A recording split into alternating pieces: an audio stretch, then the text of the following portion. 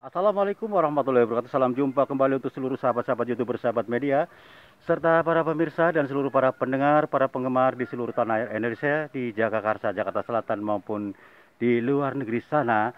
Saya pribadi, Bung Jepri, selaku pemandu pembawa acara Radio RAS yang ada di channel saya, mudahkan kembali untuk Anda dalam acara Tanya Jawab seputar dunia lain, edisi religi.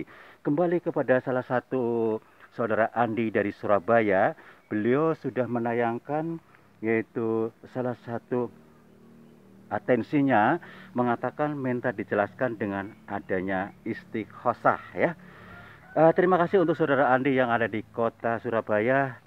Anda telah bergabung bersama kami Radio RAS yang ada di channel Sadam. Saya akan melanjutkan atas pertanyaan Anda. Sebelumnya mudah-mudahan bagi para sahabat-sahabat siapapun dia yang selalu aktif mengikuti kajian ini, mudah-mudahan pahala tetap mengalir.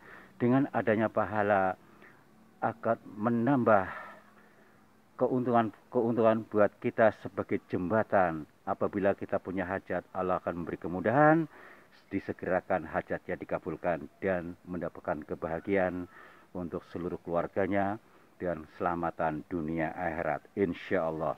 Kembali kepada salah satu pertanyaan saudara Andi yang ada di kota Surabaya, bahwa istiqosah itu pengertian berlaku di kalangan masyarakat Islam. Istiqosah maksudnya yaitu meminta pertolongan kepada seseorang terhadap suatu perkara. Pada umumnya hal ini terjadi karena tidak adanya kemampuan berbuat mengatasi perkara tersebut. Istighosah dengan sesama manusia mempunyai makna mengharapkan pertolongan mereka sebagai sebab karena pertolongan Allah yang maha kuasa semata. Hanyalah Allah yang berhak mewujudkan segala macam kebutuhan manusia yang menjadi harapannya. Jadi, pertolongan manusia di sini berfungsi sebagai sebab dan pertolongan Allah yang menjadi tujuan utamanya. Tidak benar menurut Islam jika ada orang meminta pertolongan kepada sesamanya ketika berada di dalam kesempitan, kesedihan, dan lain-lain dianggap sebagai tindakan munkar yang berakibat syirik. Misalnya orang yang berobat kepada seorang dokter karena kesedihan akibat penyakit yang diderita, dianggap tindakannya itu termasuk perkara munkar dan syirik.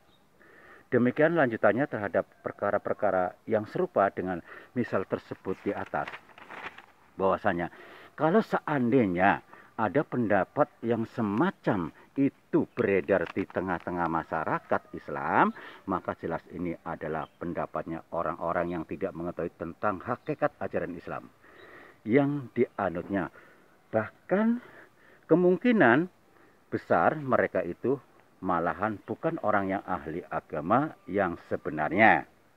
Juga ada sebagian dari mereka yang memaksakan memutar lidahnya sehingga terpaksa mengatakan bahwa istighosah yang dilakukan dengan orang-orang yang masih hidup dan berada di dalam batas kemampuan manusia, akal dan hawa nafsu. Akan tetapi istighosah yang dilakukan dengannya kesedihannya, kesempitannya dalam dapat diatasi dan lain-lain adalah tertolak oleh Islam karena ini termasuk perkara yang di luar batas kemampuan orang yang sudah mati, adalah syirik dan kufur, sebab menurut mereka mayat yang sudah di dalam alam barzah sama sekali tidak dapat berbuat dan bertindak apa saja. Sebenarnya masyarakat Islam penting mengetahui dan memahami bahwa mereka itu dengan sengaja menghindarkan kenyataan firman Allah dan membuang jauh hadis-hadis Nabi yang menerangkan bahwa orang yang sudah mati atau para nabi, rasul, syuhada, solehin, ulama, dan seterusnya pada hakikatnya jelas masih hidup.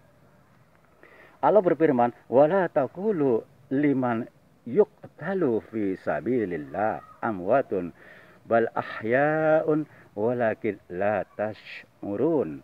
Dan janganlah kamu mengatakan terhadap orang-orang yang telah gugur di jalan Allah bahwa mereka itu sudah mati.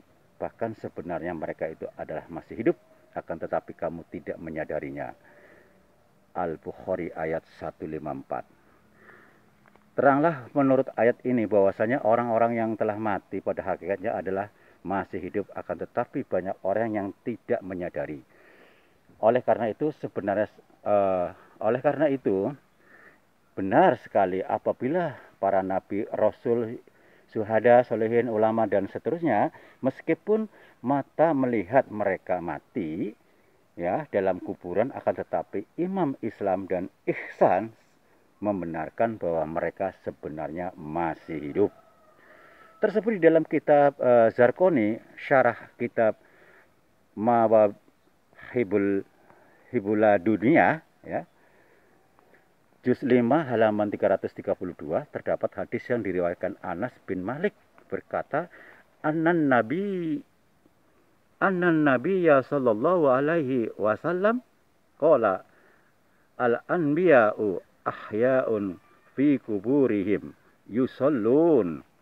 Sesungguhnya Nabi bersabda bahwa para nabi itu masih hidup dalam kubur mereka dan mereka selalu bersembahyang. HR Baihaqi. Hadis di atas menunjukkan bahwa para nabi yang sudah mati berada dalam alam barzah ternyata masih hidup dan dapat melakukan tindakan serupa atau berupa sembahyang. Benarlah kalau Nabi juga bersabda sebagaimana diceritakan bahwa marartu ala Musa indal qadbil ahmari wa huwa qaimun yusolli fi qabri. Pada malam Isra aku melalui Nabi Musa di Katib Ahmar. Beliau berdiri sembahyang di kuburannya. Ahmad, Muslim, dan Nasai. Pada hadis lain tersebut di dalam kitab Sunan Abu Daud juz 2 halaman 218 bahwa Abu Hurairah berkata, qala mamin ahadin yusallimu alayya illa raddallahu alayya ruhi hatta aradda alaihi salam. Bersabda Rasulullah SAW, tiada orang yang Islam pun yang memberi salam kepada aku, niscaya Allah mengembalikan rohku sehingga aku menjawab salamnya. HR Abu Daud. Dan masih banyak lagi hadis-hadis yang menjelaskan bahwa orang yang sudah mati sebenarnya adalah masih hidup, sebagaimana dapat dilihat kembali kepada halaman di muka tadi. Nah, yang penting sekarang kita menjadi jelas bahwa orang yang mati di dalam kubur sebenarnya masih hidup dan masih dapat bertindak seperti mendengar, bercakap-cakap, dan sebagainya. Jadi kalau begitu, ada benarnya kalau orang dapat memanggil, memohon, dan bercakap-cakap dengan mereka yang sudah mati, sebab Nabi sendiri melakukan tindakan-tindakan seperti ini, ya. Bahwasanya demikianlah pula halnya dengan istighosah kepada mereka yang ruhnya jelas sudah sebagaimana ruh para nabi, wali, ulama, dan lain-lain. Bagi orang-orang yang sengaja menyingkirkan hadis-hadis yang menjelaskan hal ini, selayaknya menuduh kepada orang yang beristighosah, dikatakan syirik, kufur, dan sebagainya. Adalah suatu kenyataan bahwa Nabi sendiri tidak melarang sama sekali terhadap orang-orang yang istighosah, ya. Memang ada hadis yang melarang orang yang beristighosah, akan tetapi satu hal yang harus dipahami bahwa larangan beristighosah yang dikeluarkan Nabi bagaimana dalam hadis la yustahosu bi innama yustahosu billah. Sesungguhnya tidak boleh beristighosah kepadaku, hanyalah boleh beristighosah kepada Allah. HR Nasai.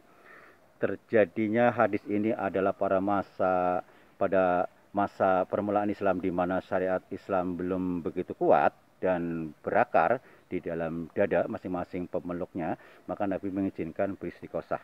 Sebagaimana hadis tersebut di dalam kitab Fathul Bari karangan Ibn Hajar al-Asqalani juz 3 pada halaman 148 diterangkan bahwa Anas bin Malik berkata, yang artinya telah datang seorang laki-laki Badui kepada Nabi seraya berkata, hai Rasulullah, kami datang kepadamu karena tidak ada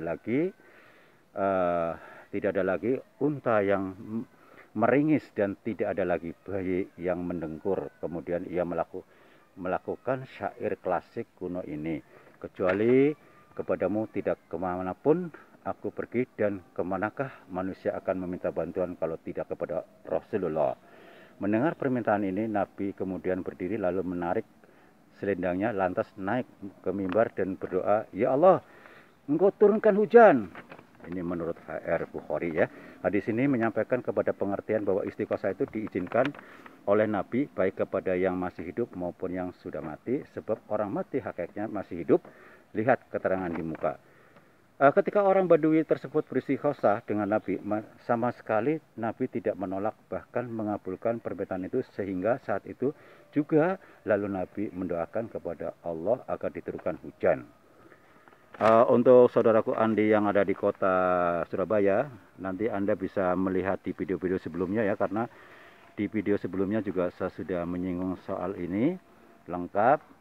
Mudah-mudahan bisa dapat menambah wawasan ilmu agama ya tentang masalah istiqosah, karena di sini memang ceritanya masih panjang, bisa 20 menit lebih durasinya. Mudah-mudahan apa yang saya sampaikan dapat bisa membantu menambah cakrawala ilmu agama yang ada tentang istiqosah. Demikianlah saudara pendengar yang berbahagia di seluruh tanah air Indonesia, di Jakarta, Jakarta Selatan maupun di luar negeri di sana, yang setia ikut kajian ini. Mudah-mudahan senantiasa Allah selalu melindungi dan menjauhkan di segala mara bahaya dan malapetaka. Apabila ada perkataan baik sengaja tanpa sengaja, baik salah yang salah maupun yang sengaja maupun tidak sengaja saya sampaikan, saya pribadi sebagai manusia biasa mohon maaf. Sekiranya saya harus turun dari udara, insya Allah kita jumpa lagi di waktu yang sama dengan acara yang sama, tanya jawab seputar dunia lain, edisi religi.